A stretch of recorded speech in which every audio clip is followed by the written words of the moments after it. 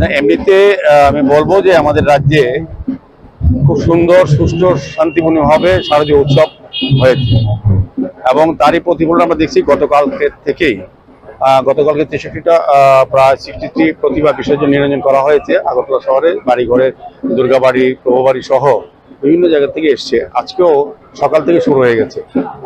আমাদের ব্যবস্থাপনা গত 2 বছর যেরকম ছিল, মানুষ খুব খুশি হয়েছিল, পুজোরা যারা এসেছিলেন ব্যবস্থাপনা থেকে আনন্দিত হয়েছিলেন, প্রশংসা করেছেন। তার চেয়েও এবার আরো ভালো বিশেষ পদ্ধতিতে এবং আধুনিকভাবে আমরা এই প্রতিমা নিরঞ্জনের ব্যবস্থা করেছি। সমস্ত দিকটা পাকা করা হয়েছে, একদম মার্বেল, টাইল, পেপার ব্লক দিয়ে কোথাও বর্ষা হলে কোনো অসুবিধা হবে না।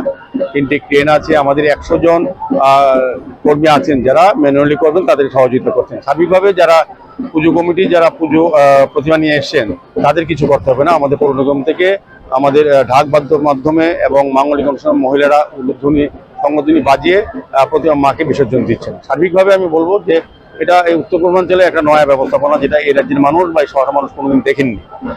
আমার কাছে প্রত্যাশা থাকবে যে ক্লাবের যারা আসবেন তারা আমাদেরকে সহযোগিতা করবেন, গত 2 বছর যেভাবে করেছেন। আমাদের সরকার আসার পর আমরা এসব দিকটা চিন্তা করছি, যেগুলি মানুষের সমস্যা ছিল, যেগুলি মানুষের চাহিদা ছিল। এবং প্রতিমা নিরঞ্জন আমাদের বাঙালিদের শ্রেষ্ঠ উৎসব ছিল 2 বছর, এখন সারা রাজ্যের মানুষের উৎসব হয়ে গেছে। আমাদের শুধু রাজ্যে নয়, বিভিন্ন প্রদেশে ভারতবর্ষে পুজো হয়, বিদেশেও পুজো হয়। সার্বিকভাবে লক্ষ লক্ষ পুণ্যার্থী দর্শনার্থী আগরতলা শহরে পুজো দেখতে আসেন। তাদের এই প্রতিমা নিরঞ্জনে অনেকে শুধু প্রতিমা নিয়ে আসেন না, প্রতিমা নিরঞ্জন উপভোগ করতে আসেন, দেখতে আসেন। তাদের স্বাচ্ছন্দ্যে দেখার জন্য আমাদের পার্মানেন্ট সমস্ত ব্যবস্থাপনা করে দিয়েছি। আলোর ব্যবস্থা করেছি, নতুনভাবে সাজানো করা হয়েছে, পাকা ঘাট করা হয়েছে। যেটা আগে বিসর্জন করতে আসলে বা নিরঞ্জন করতে আসলে যেটা অসুবিধা পড়তে হতো, আগে দুর্ঘটনা করতো, লোক মারা যেত, সারা রাত্রি হতো। এখন যদি বড় প্রতিমা আনে, আপনার 10 মিনিটের বেশি বিসর্জনের সময় লাগে না।